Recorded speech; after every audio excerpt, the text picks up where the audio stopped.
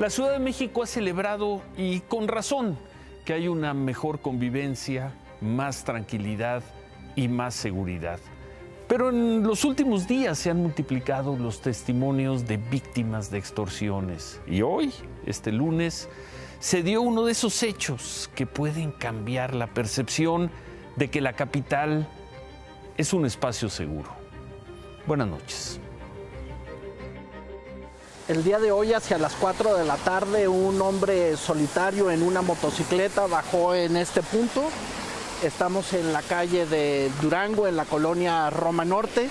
En aquella esquina se encuentra Cuauhtémoc. Entonces, el hombre, un sicario, descendió con un arma aparentemente corta, atravesó esta puerta y siguió hacia el interior de este edificio para subir al tercer piso, entrar en la oficina 304 y disparar mortalmente en contra de 3 personas que se encontraban en el interior, incluido un abogado de apellidos Castellán Salas. No se le conoce, de acuerdo con los vecinos y las personas que lo conocían, como un hombre conflictivo. Aparentemente es una persona de más de 80 años de edad, litigaba asuntos laborales, civiles, no se dedicaba de manera fundamental a asuntos penales. Y de las otras 2 víctimas se sabe que al menos una de ellas era una mujer, aparentemente también una persona mayor. No está claro si la tercera víctima sería un trabajador, una empleada de la misma oficina de abogados, sería un cliente, una persona de limpieza. No es común que ocurran estos ataques en la Ciudad de México. Está muy cerca de aquí la Fiscalía General de Justicia de la Ciudad de México y la Policía Ministerial. También a unas cuadras de aquí está la Policía de la Ciudad de México, y no lejos de aquí también se encuentra la avenida Álvaro Obregón, donde inicia el corredor de bares, restaurantes de la Roma y la Condesa. Entonces, por lo pronto, la Ciudad de México, un lugar que no se distingue por ser escenario de ejecuciones en un solo momento, en un lugar verdaderamente céntrico de la Ciudad de México, 3 personas pierden la vida por una ejecución. Este hombre este hombre sería el presunto asesino de las 3 personas. Ahí está, en la colonia Roma. Son fotografías que obtuvo nuestro compañero Carlos Jiménez. De acuerdo con su información, habría entrado al despacho por una maleta que se llevó después de haber disparado contra las personas y matado a las 3 personas que estaban ahí. De acuerdo con el registro de las cámaras, se habría escapado hacia el oriente, hacia la zona de Neza, en el Estado de México, y esa es la información que se tiene hasta este momento. Un hecho de esos que no estábamos acostumbrados o desde hace tiempo no veíamos en la Ciudad de México. Y otro hecho que llamó mucho la atención se dio en la carretera de Querétaro el fin de semana.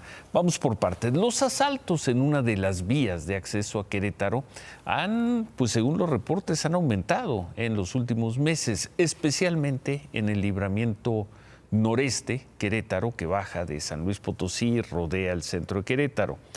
Esas imágenes que vemos ahí son de hace poco más de un mes, de hace un par de meses, en marzo. Ahí están, veíamos unos hombres asaltando al chofer de un tráiler y luego regresan a su auto para escapar. En otro video se les ve subir a una camioneta gris mientras abandonan el auto blanco donde viajaban. Son asaltos que ocurren en ese libramiento que, de acuerdo con trabajadores de la zona, son más frecuentes los fines de semana, sobre todo los viernes, cuando hay más tráfico. Los automovilistas pues quedan en el embotellamiento y ahí bajan personas, al parecer bien organizadas, y aprovechan para asaltar. Los principales usuarios de esta vía son las personas que, como decíamos, pues hacen el trayecto, que bajan desde el Bajío al centro del país, o los que salen de Querétaro rumbo al Bajío, a San Luis Potosí. Bueno, ¿Por qué todo esto? Uno de esos asaltos se dio la noche del viernes y ha causado mucho revuelo, especialmente en redes sociales. Según esto, un grupo, así se ha dicho, automovilistas que viajaban por ese libramiento noreste, denunciaron que fueron asaltados por un grupo de jóvenes en el kilómetro 27, a la altura de la comunidad de La Solana, en Santa Rosa, Jáuregui. De acuerdo con estas personas, los asaltantes aprovecharon el tráfico, les quitaron dinero, teléfonos celulares. Unos 5 kilómetros adelante, en la caseta de Chichimequillas, los automovilistas se pararon a relatar lo que les había pasado. Ahí se reportaron también que había heridos, y se conoció esta versión. Antes de llegar al kilómetro 27, a las 6:20, nos emboscaron seis personas, eran puros hombres, no llegaban ni a los 20 años de edad, nos encañonaron, nos agarraron parados y nos quitaron celulares, nos quitaron nuestros efectivo, monederos y a todos los carros, los de adelante, los de atrás. ¿Vieron, alcanzaron a ver como cuántos carros fueron los? Porque hemos visto pasar ya varios. Mira, yo creo que fácil fuimos más de 300 carros porque se replegaban y volvían a salir. ¿Qué tipo de armas tenían? Mira, yo digo que eran hechizas y eran entre los 16 y los 20 años. Eran muy jóvenes las personas. ¿Puede repetir aproximadamente cuántos vio usted? Como 6. Como 6. 6. Salían, estaban replegados como abajo de un árbol, se acercaban, nos asaltaban. El tráfico súper lento, quedamos encajonados. Salían, nos saltaban a uno, se regresaban, se replegaban y volvían a salir corriendo a asaltarnos. Y ese audio que acabamos de escuchar fue muy popular en las redes. Como 6 asaltantes se iban, venían, asaltaban y nadie reportaba nada. Nadie usaba sus teléfonos celulares. Bueno, y así hay versiones de que se dieron hasta 300 asaltos en esas horas, 300 personas asaltadas en unas horas. ¿Es esto posible? Pues no parece del todo verosímil, no podemos decir que no fue así, pero no parece del todo verosímil. Hay cuando menos un testimonio. ¿Qué dice la autoridad? Dice que se trató de un solo asalto a un solo vehículo en el que viajaban 2 personas. Estas personas se resistieron al asalto y uno de los asaltantes disparó a la parte trasera del auto, rompió el medallón. Los fragmentos del vidrio hirieron a las 2 personas que iban en el auto. Las cosas, esto siempre según la autoridad, no habrían pasado de ahí. Las personas asaltadas tomaron sus teléfonos, llamaron al 911 y llegaron a la caseta de la autopista 57 de Cuota. Ahí los esperaba la autoridad. Para entonces, la autoridad, según nos dice, ya buscaban al o a los asaltantes y se detuvo a uno, lo llevaron al Ministerio Público. ¿Qué fue entonces lo que pasó? Parece que en el embotellamiento las autoridades y otras personas preguntaron qué había ocurrido. Y ahí se confirmó que muchas personas vieron un asalto. Cada uno lo fue contando, relatando a su manera. Seguramente hubo muchas versiones, pero por lo que pudimos reportear, parece que habría sido, e insisto en el parece, que habría sido un solo asalto que se multiplicó 100, 200, 300 veces en versiones de testimonios. Vamos a seguir en el tema, pero lo que parece indiscutible es que ese tipo de asaltos no son infrecuentes en ese punto de la carretera.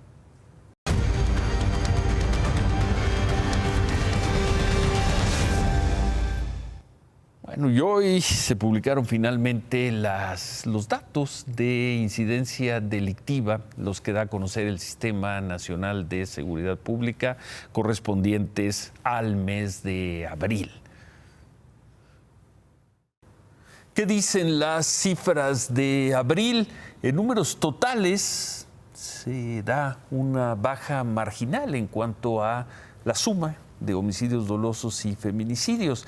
Ahí están las cifras, son muy parecidas, ligeramente menores en abril respecto de las de marzo, pero el promedio por día de marzo y abril es prácticamente el mismo. En abril, 87.6 mexicanos ejecutados al día. En marzo, prácticamente lo mismo, 87.9.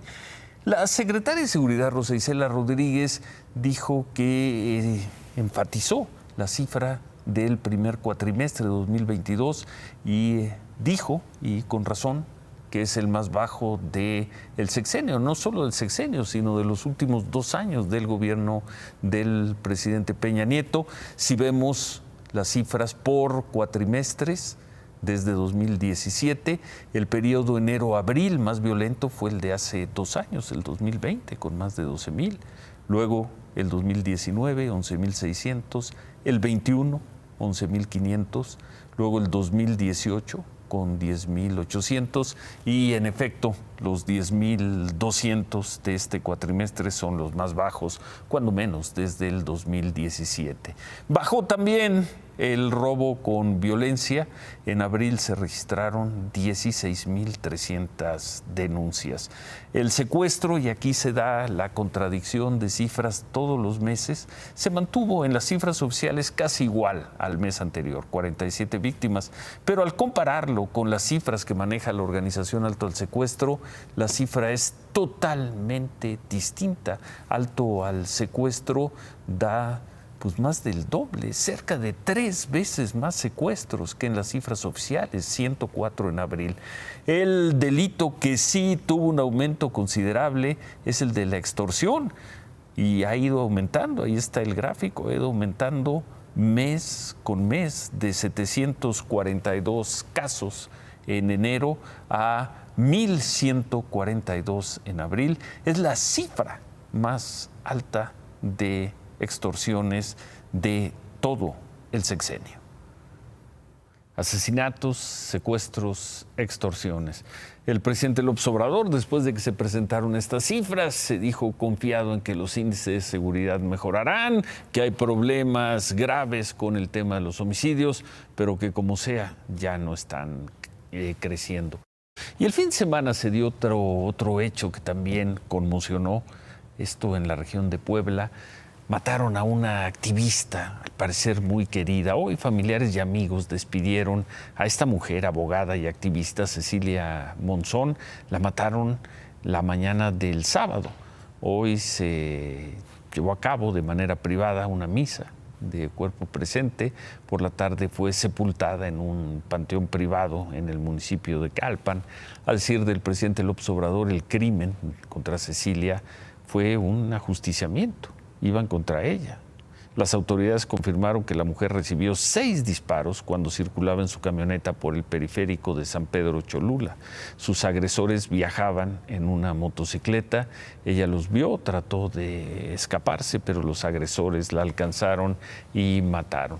El fiscal de Justicia de Puebla, pues, dijo lo que dicen siempre los fiscales, que van a esclarecer el homicidio muy pronto y que van a dar con los responsables. Dijo que las autoridades cuentan con imágenes de los agresores para detenerlos. Otra vez, las autoridades incapaces de mejorar las condiciones para que estos hechos sean cada vez más poco frecuentes. Lo que dicen es: no se pueden evitar, pero vamos a dar con los responsables. Cecilia Monzón fue una abogada y activista feminista. Defendía fundamentalmente casos de mujeres víctimas de violencia o de abuso. En 2018 fue candidata al Partido Verde a la presidencia municipal de San Pedro Cholula y luego se sumó al gobierno municipal de Morena como responsable de desarrollo social. Tenía la nacionalidad española también, por lo que en un comunicado difundido por el Ministerio de Relaciones Exteriores de ese país se señala que el gobierno de España condena firmemente el brutal asesinato de Cecilia Monzón y reclama el compromiso del Estado de Puebla para una investigación que esclarezca los hechos. Bueno, y para terminar con estos temas, al mediodía, soldados y guardias nacionales se enfrentaron a balazos contra civiles armados en la colonia La Campiña, esto es en Culiacán. De acuerdo con información del gobierno de Sinaloa, los hechos se dieron cuando el personal militar que circulaba en 4 vehículos, hacían un recorrido de vigilancia, se encontró de frente con un convoy de civiles armados. No hay reporte de heridos ni muertos. Los agresores escaparon. Por las imágenes que se difundieron, los delincuentes traían equipo táctico y armas de alto poder debido a la balacera que se dio en una escuela cercana. Bueno, pues ahí veíamos, los alumnos fueron puestos pecho tierra para no resultar heridos. Sinaloa. Vamos a contratar a 500 especialistas, médicos cubanos, y eso tiene a los conservadores muy enojados. Pues saben, que se vayan al carajo, porque lo primero es la salud del pueblo.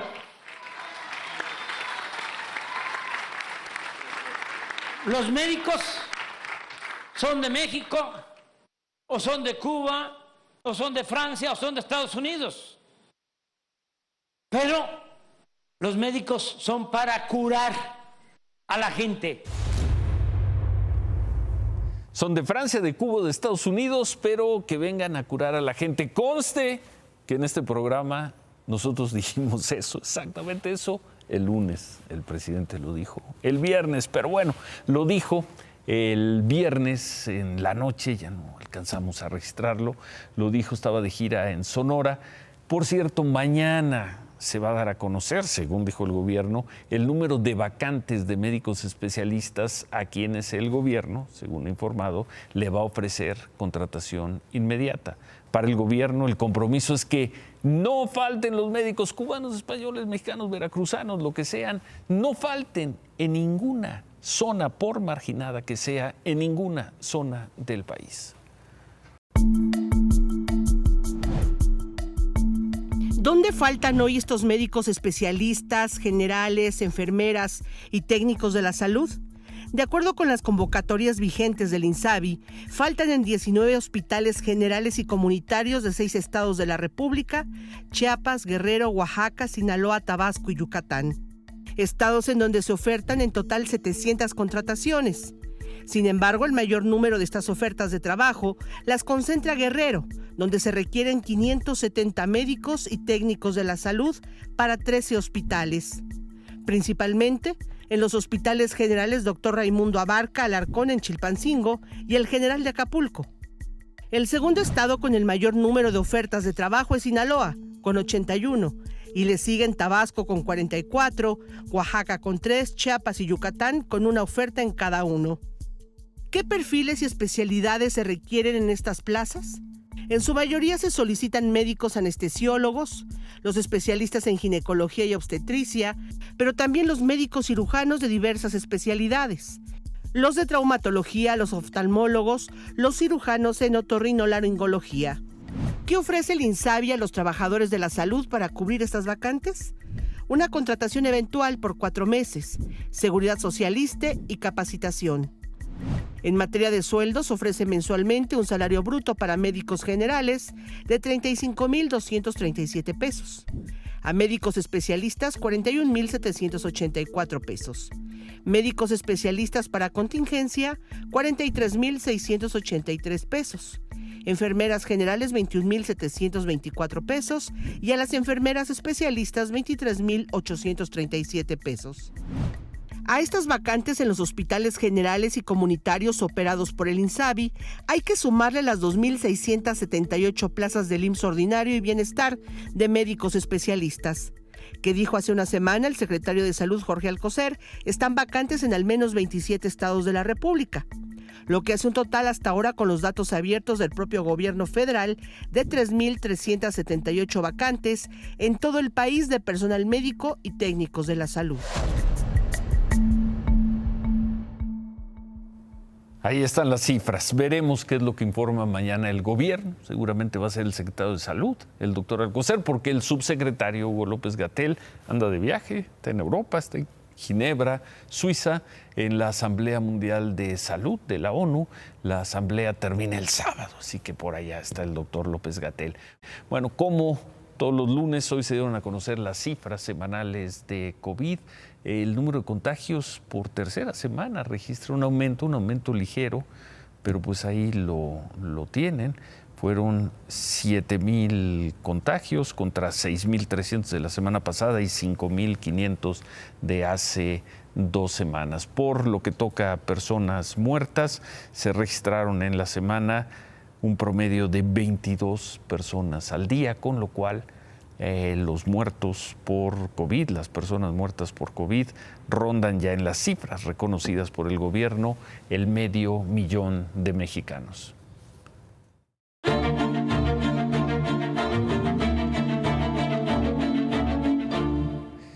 Durango perfila ser una de las elecciones más cerradas, donde tanto Morena como la coalición PRI-PAN-PRD se juegan muchísimo. De acuerdo con las encuestas, va a ser una elección muy peleada. Estuvimos en Durango y esta noche vamos a ver cómo le está yendo a Marina Vitela, la candidata de Morena. Mañana veremos cómo le va al candidato de la coalición opositora.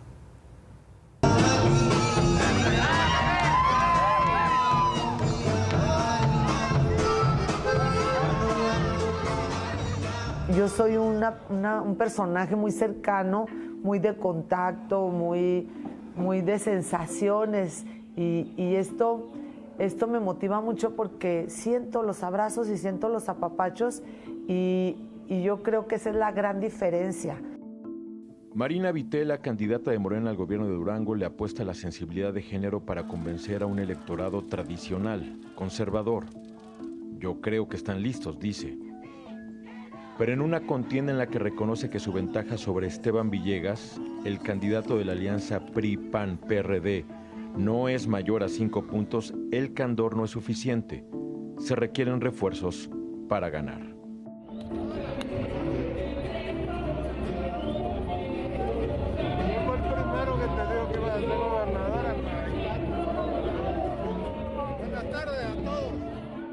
Este fin de semana llegaron más refuerzos. El primero, Adán Augusto López, el secretario de Gobernación, acento tabasqueño en el norte del país. Recibamos con un fuerte aplauso a este compañero de lucha de este movimiento de Regeneración Nacional, amigo, aliado, que ya sabe quién de nuestro presidente de la República y que por supuesto está apoyando esta causa. El presidente López Obrador apareció en Durango en la figura de su jefe de gabinete. Adán Augusto López cumplió con el ritual: saludos, fotos, solicitudes de ayuda y discurso en el templete. A 14 días de la elección, dijo, no hay que confiarse. No hay que confiarse, dijo usted. No, yo creo que nadie debe de confiarse. Pero especialmente en Durango. En todo el país, es hora de consolidar la transformación. Se cerró la elección aquí, su presencia es importante. Yo no hablo de elecciones, vine a solidarizarme y apoyar a mis amigos. Como sea, la orden parece ser arrópenla. Por eso le mandan secretarios de Estado, diputados federales, senadores, los gobernadores de las 2 Californias, Marina Ávila, Víctor Castro y la dirigencia del partido, Mario Delgado. Todos en Durango, o casi todos, porque el vecino, Zacatecas, no aparece, o no al menos en la persona de su gobernador, David Monreal, porque sí está presente en videos que circulan en redes sociales.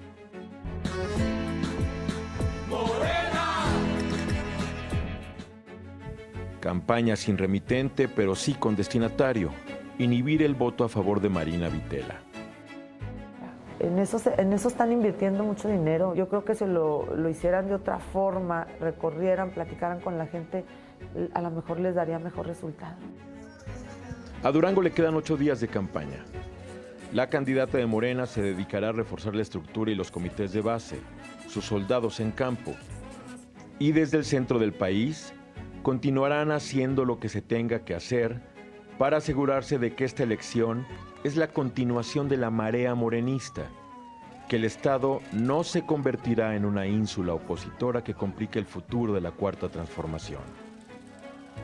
Se sabe que el viento sopla fuerte en Durango. Lo que falta conocer es, este 5 de junio, qué dirección tomará. Y termino diciéndoles que no le quede ninguna duda a nadie. A partir del 5 de junio, Durango tendrá aroma de mujer.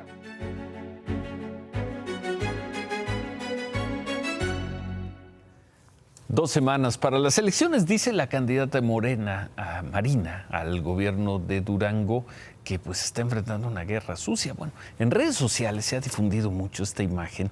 Es de la campaña electoral de 2012, cuando Enrique Peña Nieto competía por la presidencia y ella, Marina Vitela, buscaba ser diputada federal por el PRI y lo consiguió.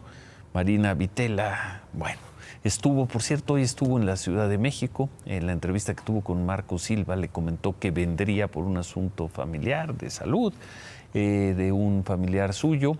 Le dijo a Marco que no tenía contemplado ir a Palacio Nacional a entrevistarse con el presidente. Vino y según sus planes, mañana ya estará de regreso allá en Durango. Claudia.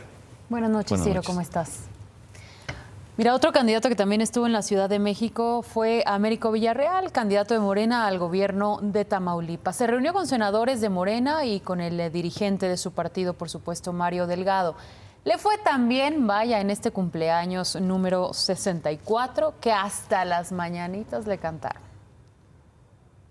¡Gobernador! ¡Gobernador!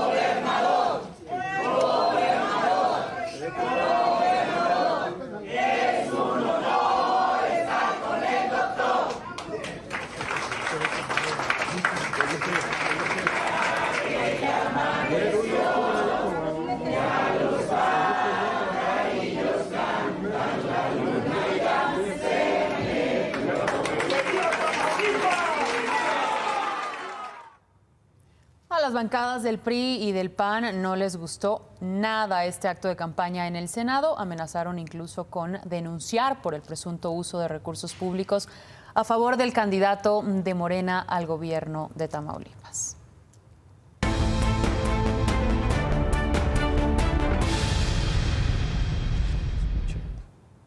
¿Cuántas historias más vamos a seguir viendo? Seguiremos escuchando en medio de la desgracia. ¿Cuántas historias más desvanecerán la esperanza de los migrantes que huyen de la violencia, que huyen de la pobreza, pero pierden la vida en el intento? Esta vez la tragedia tocó a 11 migrantes hondureños que cruzaron al mediodía en lancha por el Golfo de México en las costas del municipio de Aguadulce, en Veracruz. La lancha se volteó en medio del Golfo. 3 migrantes murieron ahogados, 4 permanecen desaparecidos. Solo 4 de los 11 migrantes lograron ser rescatados, quienes, por cierto, fueron trasladados a la Fiscalía del Estado para rendir su declaración. No intenté. No puede hacer nada por nadie. Perdón. Tuve miedo y el miedo no me dejó pensar. ¿Cuántos más? 821 migrantes murieron en situaciones como esta, según la Organización Internacional para las Migraciones. 821 migrantes, porque como bien dice Eduardo, el miedo no te deja pensar. Eso solo en 2021. Veremos cuál será la cifra registrada en 2022. Por otro lado, en la frontera norte, 32 migrantes decidieron cruzar hacia el lado de Texas utilizando trajes de camuflaje para tratar de despistar con esto a las autoridades. Ahí tenemos no lo consiguieron, imágenes. ¿o sí? La patrulla fronteriza, el Departamento de Seguridad de Texas les impidieron el paso. De hecho, los 32 migrantes fueron detenidos cerca del poblado de Van Horn.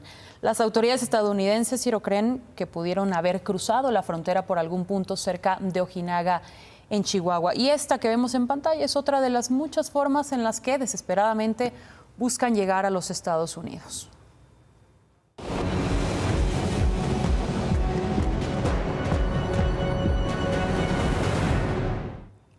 Y mañana se cumplen 3 meses de la invasión rusa a Ucrania. Por el momento no se ve que esté ni cerca algún acuerdo de paz, las negociaciones siguen estancadas.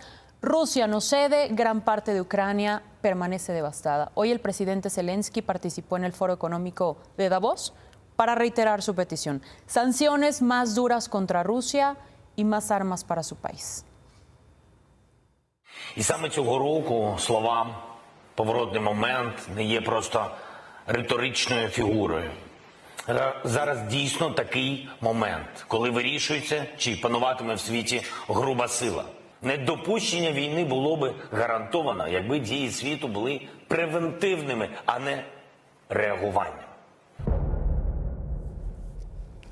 Rusia volvió a atacar Kharkov, la segunda ciudad, por cierto, más grande de Ucrania. 6 heridos dejó como saldo un proyectil que cayó cerca de una parada de transporte público.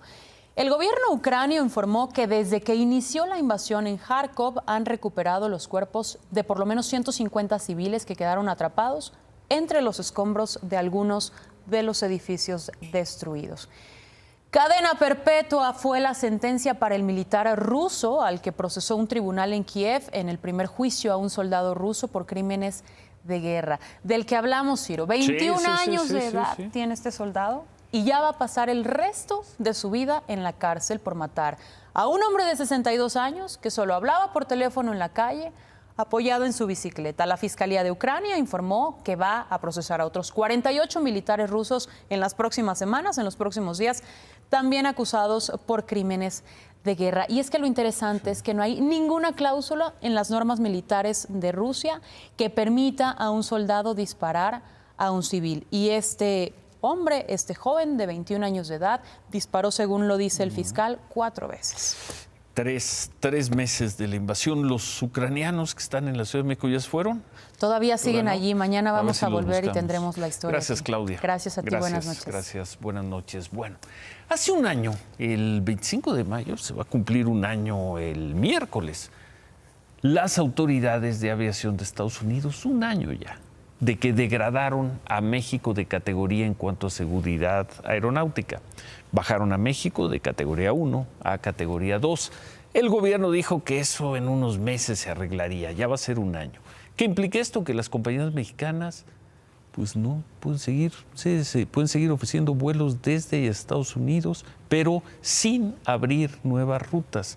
Esta semana estaba programada la visita de las autoridades de Estados Unidos para continuar con las evaluaciones que algún día le van a permitir a México recuperar la categoría 1. Sin embargo, el propio gobierno mexicano, la Secretaría de Comunicaciones y Transportes, informó que la autoridad de Estados Unidos, la autoridad de Estados Unidos pospuso la visita. Dijeron también que no hay fecha para una nueva revisión, solo se dice que será en las siguientes semanas.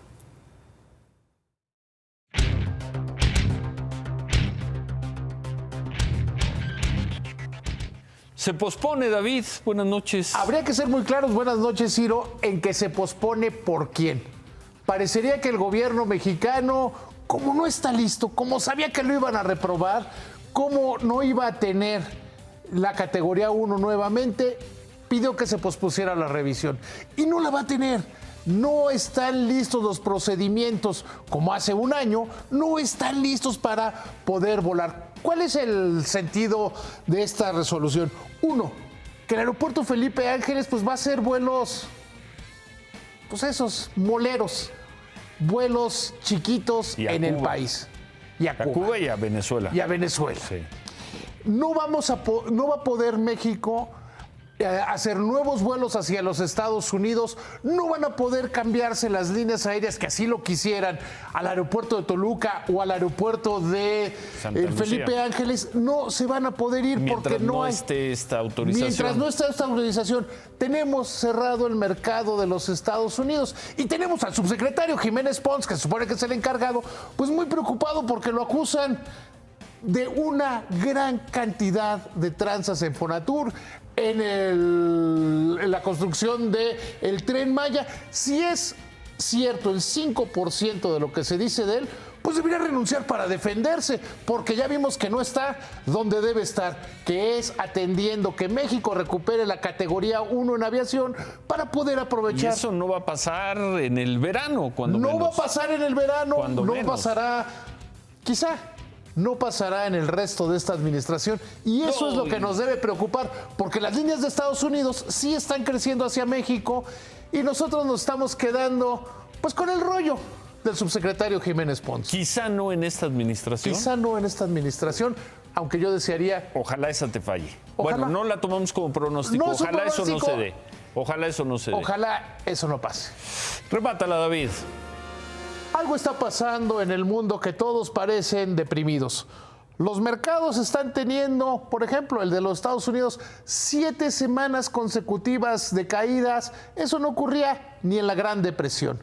Y en el Foro Económico Mundial de Davos, que normalmente son optimistas, están muy contentos, hablan de 4 graves problemas para la economía mundial. Y eso nos debe tener ocupados.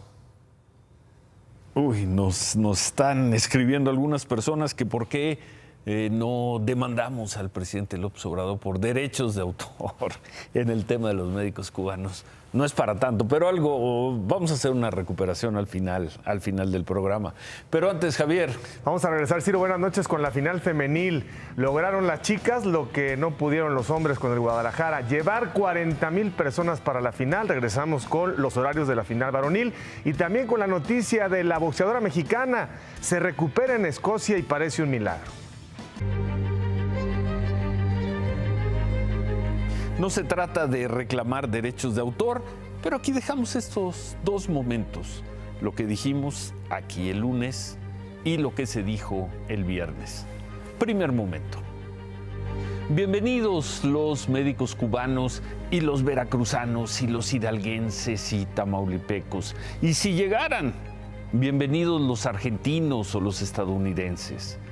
Lo que las personas, lo que la gente pide son servicios y medicinas. Los médicos son de México, o son de Cuba, o son de Francia, o son de Estados Unidos. Pero los médicos son para curar a la gente. Segundo momento.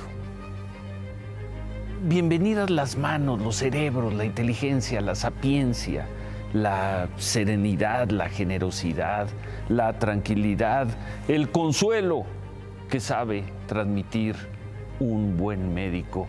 ¿Qué carajo importa de dónde venga? Pues saben, que se vayan al carajo, porque lo primero es la salud del pueblo.